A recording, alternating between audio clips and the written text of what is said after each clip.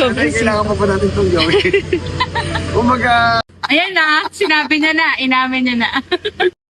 Sa isang bihirang pagkakataon, ibinahagi ni Coco Martin at Julia Montes ang ilang detalye tungkol sa kanilang pribado, ngunit matatag na relasyon na matagal ding naging usap-usapan sa showbiz. Ayon sa dalawa, nagsimula ang kanilang pagkakalapit noong una silang nagsama sa isang serye.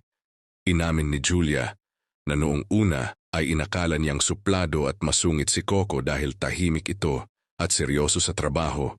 Ngunit kalaunan ay napagtanto niyang mabait at maalaga pala ito. Ikinuwento rin ni Coco na noon pa man ay espesyal na ang tingin niya kay Julia kahit hindi niya agad ipinahalata. Habang tumatagal ang kanilang pagsasama sa trabaho, lalo nilang nakilala ang isa't isa hanggang sa unti-unting nabuo ang kanilang relasyon. Hindi man nila ito agad inilantad sa publiko, aminado silang mas pinili nilang panatilihing pribado ang lahat upang maprotektahan ang kanilang samahan. Ayon pa sa dalawa, isa sa mga sikreto kung bakit tumagal ang kanilang relasyon ay ang pagpili nilang iwasan ang ingay at intriga. Mas gusto raw nilang mamuhay ng simple at tahimik, malayo sa mata ng publiko. Hindi rin umano sila palaaway dahil sa tuwing may hindi pagkakaunawaan, agad nila itong pinag-uusapan at inaayos. Ibinahagi rin ni Coco kung gaano siya inaalagaan ni Julia sa kanilang bahay.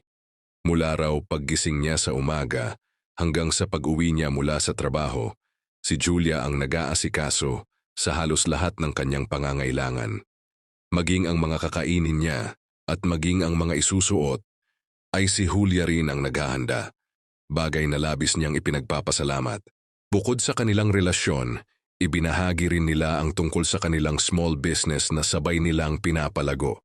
Habang ikinukuwento ito ni Coco, napangiti ang fans nang tawagin niya si Julia na nanay habang tinatanong kung kailangan pa ba nilang gawin ang ilang bagay para sa negosyo. Agad itong napansin ng mga netizen na matagal nang sumusubaybay sa kanilang dalawa.